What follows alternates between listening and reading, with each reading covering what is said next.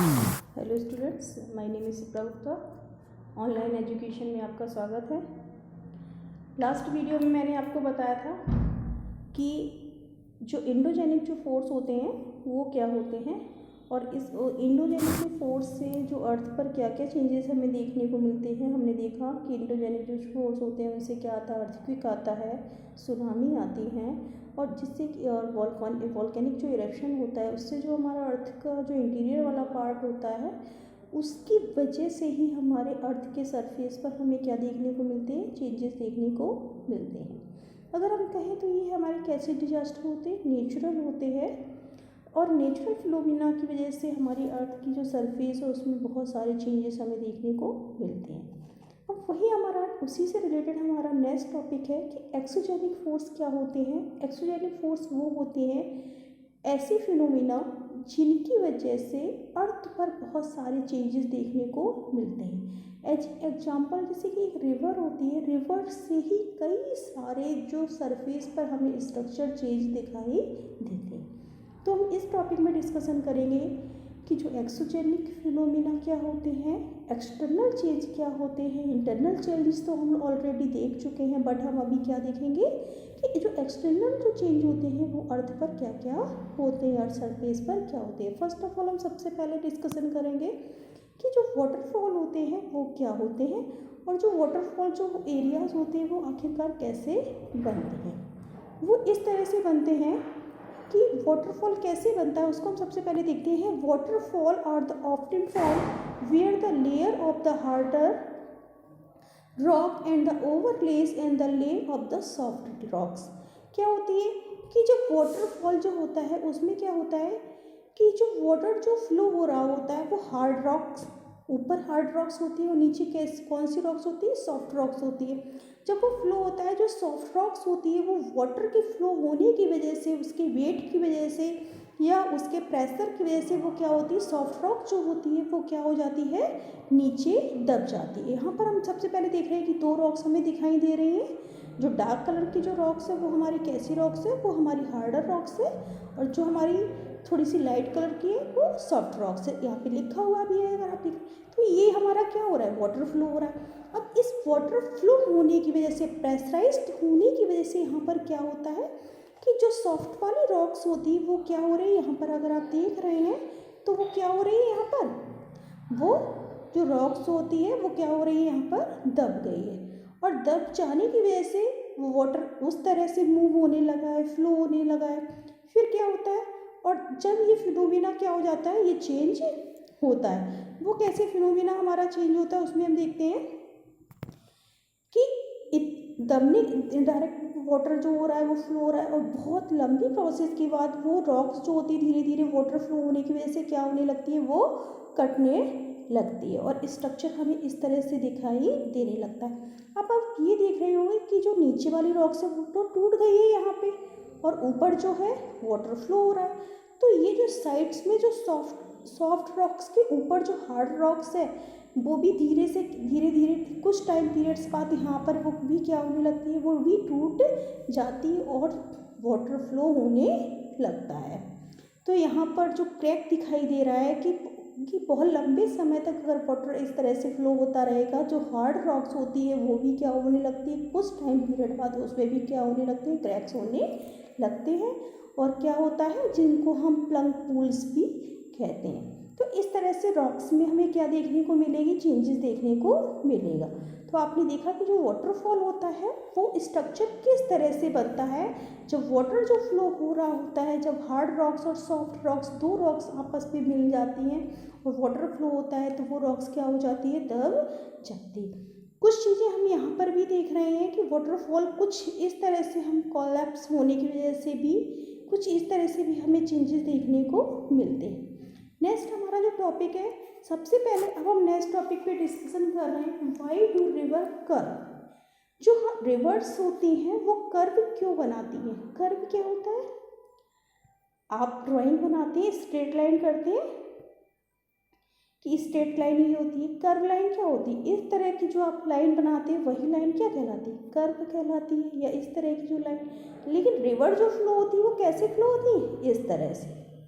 Straight flow नहीं होती। लेकिन अगर हम माउंटेन से करें कि जब माउंटेन से जो रिवर निकलती है तो डायरेक्ट फ्लो होती है, और जैसे जैसे वो फ्लैट एरिया पर आती हैं, मीन्स प्लेन एरिया पर आती हैं, वो कर्व लेना स्टार्ट कर देती। ऐसा इसलिए होता है कि एक एग्जांपल की, जैसे कि रिवर जब आई ऊपर से बहुत तेज़ी से बह रही, कि वहाँ पर क्या है, स्लॉप नहीं है, बिल्कुल स्लॉप है, तो बहुत तेज़ से बह रही है। मैदान पर आने पर, फ्लैट एरिया पर, प्लेन एरिया पर आने पर, वो फ्लैट एरिया है तो पानी क्या होने लगा, धीरे धीरे आराम आराम से फ्लो होने लगा है। तो हम ये सारे चीज़ें हम कहाँ पर देखें, कर्व सरफेस कहाँ पर देखेंगे, रिवर पर। सबसे पहले जो मेंडर्स क्या होते हैं, रिवर्स क्या बनाती हैं, मेंडर्स बनाती हैं। यही क्या कहलाते हैं, मेंडर्स कहलाते हैं। ये वाले जो एरिया है ये क्या कहलाते हैं, ये मेंडर्स कहलाते हैं। और मेंडर्स से ही कैसी लेक्स बनती है, ऑक्सबो लेक्स बनती है। इट इज ए स्नेकिंग, जैसे स्नेक आपने देखा है, कभी देखा है स्नेक, किसी ने शायद देखा हो। तो स्नेक जब चलता है तो ऐसे ऐसे चलता है, सीधे नहीं चलता है, कैसे चलता है, ऐसे ऐसे। तो रिवर भी कैसे चलती है, स्नेक की तरह चलती है। जब स्नेक की तरह वो चलती है तो यही क्या कहलाते हैं, ये मेंडर कहलाते हैं। ठीक है, तो मेंडर आपको क्लियर हुआ कि मेंडर क्या होते हैं, यस, स्नेक की तरह चलना ही मेंडर कहलाता है। अब ऑक्सबो लेक कैसे बनती है, नेक्स्ट आपका टॉपिक दिया गया है। ऑक्सबो लेक क्या होती है, जब रिवर्स जो मेंडर बनाती हुई चलती हैं, रिवर्स कैसी चलती हैं, मेंडर्स बनाती हुई चलती हैं, तो ये जो ऑक्स की तरह जो वो निकल आता है, यही क्या कहलाता है, ऑक्सबो। यही क्या कहलाता है, ऑक्सबो कहलाता है। इस पर क्या होता है कि रिवर जब फ्लो हो रही थी तो यहाँ होती हुई आई, लेकिन कुछ टाइम पीरियड रिवर क्या हुई, रिवर अपने साथ बहुत सारे सैंड्स, कुछ बहुत सारे पार्टिकल्स लेकर आती है। उन पार्टिकल्स को यहाँ पर जमा होने लगते हैं, और जो पानी यहाँ तक नहीं हो पाता है, ऑक्सबो लेक्स जो ऑक्स बना हुआ है वहाँ तक नहीं पहुँच पाता है, तो यहाँ पर क्या हो जाती है, जो रिवर्स वाला जो एरिया होता है, ये वाला area reverse, main river stream से कट जाता है और वो सेपरेट हो जाता है। वही क्या कहलाता है, ऑक्सबो लेक कहलाता है, क्योंकि वो बहुत बड़ा प्लेस होता है, उसमें पानी फिल भर जाता है, और वही क्या कहलाता है, ऑक्सबो लेक कहलाता है। ठीक है, तो ऑक्स आपने देखा मेंडर कैसे बनते हैं, रिवर्स से बनते हैं। ऑक्सबो लेक कैसे बनती है, रिवर्स से बनती है। फ्लड प्लेन्स एरिया कैसे बनते हैं, वो भी किससे बनते हैं, रिवर्स से बनते हैं। अब आप देखेंगे कि वो फ्लड प्लेन्स एरिया जो होते हैं वो रिवर्स से कैसे बनते हैं। जिन एरियाओं पर रिवर्स जो है जो फ्लो हो रही हैं, जिन एरियाओं से रिवर निकल रही होती हैं, वहाँ पर क्या होती है, आपने फ्लड आती है, अच्छा रेनफॉल तो सभी ने देखी है ना, बारिश होती है तो उसमें क्या होता है कि जो रिवर होती है, नॉर्मल रिवर इस वे में बह रही होती है, बट जब क्या होता है, रेनफॉल होती है तो रिवर्स में बहुत अधिक वाटर आ जाता है, और वो बहुत बड़े एरिया को क्या कर लेती हैं, कवर कर लेती हैं। तो रिवर के आसपास का ये पूरा एरिया क्या कहलाता है, फ्लड प्लेन एरिया कहलाता है। यहाँ पर रिवर्स के बहने से यहाँ पर जो डेड पार्टिकल्स होते हैं, सैंड ड्यून्स होती हैं, पार्टिकल्स होते हैं, क्ले होती है, वो सारी इन एरियाओं में कवर अप हो जाती है, जिस कारण से ये एरिया क्या कहलाती है, फ्लड प्लेन्स एरिया कहलाती है। ओके, तो ये आपको क्या हुआ, फ्लड प्लेन्स एरिया आपका कवर हुआ। फ्लड प्लेन्स एरिया वो होते हैं, a flood plains is a large and generally flat area lend nest to a river or a stream. It stretches from the bank of the river of the outer act and the valley. Floodplains are the naturally flooding outlets for the river. और ये जो flood area होते हैं, ये agricultures के लिए कैसे होते हैं, बहुत अधिक फर्टाइल होते हैं। अब हम देखते हैं कि लीव्स क्या होती हैं, वो क्या होती है, उनको हम देखेंगे।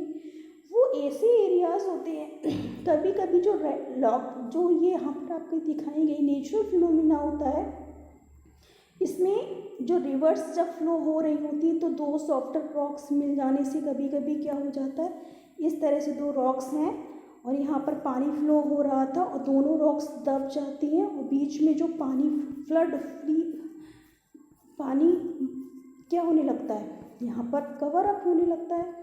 तो इससे क्या बन जाती है, ये एरियाज क्या कहलाते हैं, लीव्स वाले एरियाज कहलाते हैं। ठीक है, इस तरह से न्यू लीव्स बनते चले जाते हैं। इसमें अपने इस पिक्चर्स में आप देख रहे हैं। नेक्स्ट अब हम देखते हैं, और इस तरह से जो लीव्स होते हैं वो रिवर्स के किनारे किनारे बन जाते हैं। अब हमारा नेक्स्ट इम्पॉर्टेंट जो टॉपिक है वो हमारा है, ये इम्पॉर्टेंट है डेल्टा, क्योंकि डेल्टा आप आज 7th में, 8th में पढ़ेंगे, 9th में पढ़ेंगे, 10th में पढ़ेंगे, आफ्टर 10th अगर आप ज्योग्राफी लेते हैं उसमें भी पढ़ेंगे। तो डेल्टा जो होते हैं आखिरकार वो कैसे बनते हैं, जो डेल्टास होते हैं, देखिए अभी हमने रिवर्स, ये सारे रिवर्स के ही पार्ट है। रिवर्स जहाँ से क्या हो रही, फ्लो हो रही है। अभी हमने देखा कि रिवर्स कहाँ से फ्लो हो रही थी, माउंटेनियस एरिया से वेंडर्स बनाती हुई आ रही है, ऑक्सबो बनाती हुई आ रही है। और लेकिन जब जो रिवर है अब लास्ट है, सबमर्ज होने वाली है, मीन्स उसका जो एरिया है वो ख़त्म होने वाला है, वो अब वाटरफॉल वो किस में गिरने वाली, ओशन या सी में मिलने वाली है, उससे पहले वो क्या बनाती, डेल्टास बनाती। डेल्टा कैसे बनाती, देखिए हम कि रिवर्स है जहाँ से आ रही फ्लड प्लेन्स एरिया पर आ गई, प्लेन एरिया पर वह क्या होती जा रही, बहुत सारी, देखिए माउंटेनियस एरिया से उसकी ट्रैवलिंग अगर हम देखेंगे, माउंटेनियस एरिया से वो चल रही है, सारी कुछ सारे अपने साथ पार्टिकल्स वगैरह लेते, पेबल्स वगैरह लेते हुए आ रही है। जब लास्ट में जब कहाँ पर रिवर या ओशियन या सी में जब मिलने वाली होती है, तो उसके जितने भी पार्टिकल्स होते हैं वो लास्ट में वहीं पर क्या होने लगते हैं, वहीं पर स्टोर होने लगते हैं। और जो रिवर्स जो होती है वो कई पार्ट में, उसकी स्ट्रीम कई पार्ट्स में डिवाइड होती चली जाती जहाँ तक नीचे होती। तो ये स्ट्रीम का डिवाइड होना ही क्या कहलाता है, हमारा डेल्टा कहलाता है। और जो डेल्टा होता है अगर कहीं देखें तो बहुत ज़्यादा फर्टाइल होता है। क्यों, क्योंकि वह वहाँ पर जो पार्टिकल्स आते हैं वो किसके थ्रू आते हैं, रिवर्स के थ्रू आते हैं। और वर्ल्ड का सबसे बड़ा जो लार्जेस्ट डेल्टा है वो सुंदरबन डेल्टा है, और जो 2 रिवर्स के मिलने से बनता है ब्रह्मपुत्र, और कौन सी रिवर के मिलने से बनता है, गंगा रिवर के मिलने से बनता है। ठीक है, बे ऑफ बंगाल में ये सबसे बड़ा डेल्टा है। तो हर ऑलमोस्ट रिवर जो क्या होती हैं वो डेल्टास बनाती हैं, क्या बनाती हैं, डेल्टा बनाती। अब हम देखेंगे कि जो सी वेव्स होती हैं, जो सी वेव्स होती हैं उनसे जो स्ट्रक्चर में क्या क्या चेंज होते हैं। सी वेव्स से 3 तरह के चेंज होते हैं, सी केव्स बनाती हैं, सी आर्च बनाती हैं, सी स्टैक्स बनाती हैं। वो कैसे बनाती हैं, जो ओशियन और सी होते हैं वहाँ पर भी माउंटेन होते हैं, और सी की जो वेव्स होती हैं वो काफ़ी लंबे टाइम पीरियड्स की बात है कि सी की वेव्स इतनी तेज होती हैं कि वो एक बड़े से क्या होते हैं, बड़ा से माउंटेन होता है उसको भी क्या कर लेती हैं, उसको माउंटेन को भी क्या कर लेती हैं, उसमें भी केव्स बना लेती हैं। वही क्या कहलाती हैं, हमारी सी वेव्स कहलाती हैं।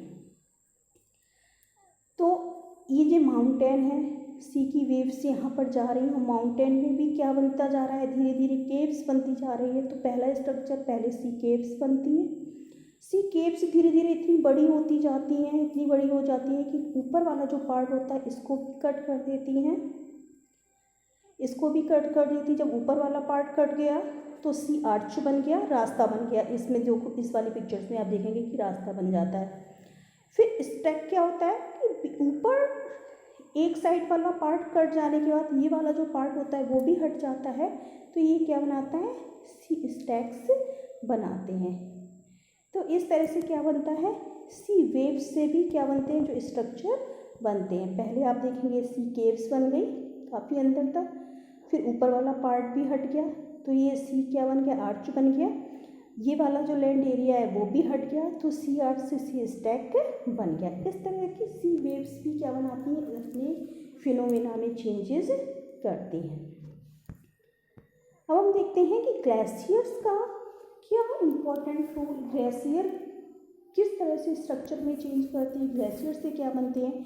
Glacier are accumulation of snow that are formed in area where the amount of snow that falls and exceed among the melt, जो ग्लेशियर होते हैं वो क्या होते हैं, स्नोफॉल उसमें क्या होती है, जो स्नो होती है वो स्लो मूविंग स्नोइंग होती है और वो क्या कर रही होती है, चल रही होती है। जैसे पहले हम रिवर देखते हैं कि रिवर वाटर चल रहा फ्लो हो रहा होता है, ऐसी ही जो आइस होती है वो भी फ्लो हो रही होती।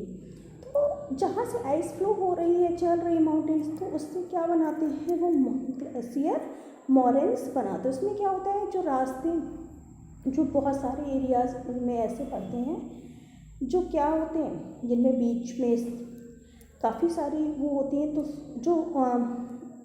जो ग्लेशियर्स की जो स्नोफॉल होती है वो कंटिन्यूसली क्या हो रही होती है, मूव हो रही होती है। और इस तरह से ग्लेशियर्स में हमें क्या देखने को मिलते हैं, मोरेन्स देखने को मिलते हैं। नेक्स्ट हमारा फिनोमेना है कि एयर जो है उससे क्या स्ट्रक्चर चेंज होता है और वो कौन कौन से स्ट्रक्चर में चेंज करती है। विंड भी एक बहुत बड़ा रोल इम्पॉर्टेंट करती है, जो हमारी अर्थ है उसके सरफेस में चेंज। देखिए सबसे पहले हम विंड से देखें, विंड सबसे तेज़ कहाँ पर चलती है, जो डेजर्ट एरिया होता है वहाँ पर बहुत तेज़ फ्लो कर रही होती है।